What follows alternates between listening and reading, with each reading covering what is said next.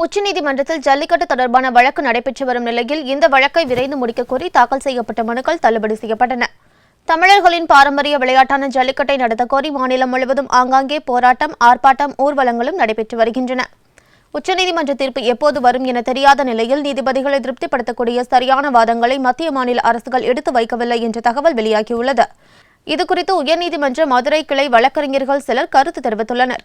ஒரு விலங்கும் மற்றொரு விலங்கும் சண்டையிட்டு அதை ரசிப்பதற்கும், ஒரு மனிதன் அறிவுள்ளவன் அந்த மாட்டுடன் தன் வீரத்தை காண்பிப்பதற்காக செயல்படுவதையும் வித்தியாசம் கொள்ளாமல் மனிதனை ஒரு சாதாரண விலங்காக பாவித்து வாதங்கள் முன்வைக்கப்பட்டிருக்கிறது.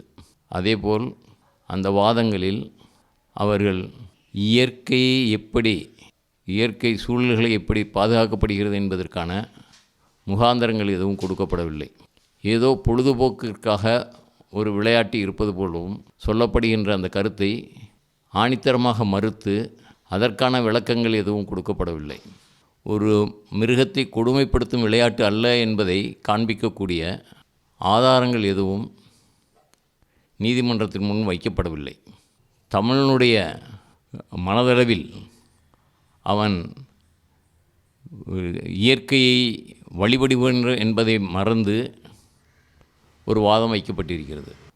மாடுகளை அதன் கொடுமைப்படுத்துவதனால் மனிதன் மகிழ்ச்சி அடைவதாகவோ கொள்வது தவறான ஒன்றாகவும் அதை சரியான முறையில் விவரித்து வாதிடப்படவில்லை. எருதுகட்டு, மஞ்சு விரட்டு, ஜல்லிக்கட்டு ஆகியவற்றில் அவர்களுக்கிடையில் இருக்கின்ற நெருக்கம், அவர்களுக்கிடையில் இருக்கின்ற புனிதத்தன்மை, இவைகளை விரிவாக பேசும் அளவிற்கு அதற்கான புகைப்படங்கள், அதற்கான இன்வெஸ்டிகேஷன் ரிப்போர்ட்டு, அதற்கான வாதங்களை முன்வைத்து நீதிமன்றத்தில் வாதாடினால் நமக்கு நிச்சயம் வெற்றி கிடைக்கும்.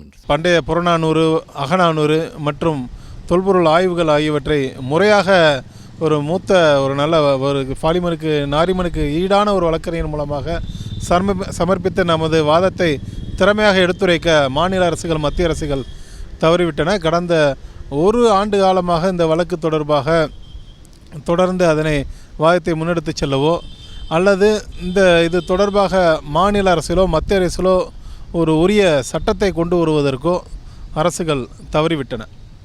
தற்பொழுது இந்த வழக்கு உச்சநீதிமன்றத்தின் முன்பு தீர்ப்பிலே உள்ளது. ஒரு நல்ல தீர்ப்பு கிடைக்கும். உச்சநீதிமன்றத்தின் தீர்ப்பின் வழியாக நமது பாரம்பரிய உரிமைகள் மீட்டெடுக்கப்பட்டு தொடர்ந்து ஜல்லிக்கட்டுகள் நடைபெறும் என்று நம்பிக்கையோடு நாங்கள் காத்திருக்கிறோம். நீதிபதிகள் ஏற்றுக்கொள்ளக்கூடிய அளவில் சரியான வாதங்கள் வைக்கப்படவில்லை என்ற கருத்தை தொடர்ந்து ஜல்லிக்கட்டு தமிழகத்தில் நடக்குமா என்ற கேள்விக்குறி எழுந்துள்ளது.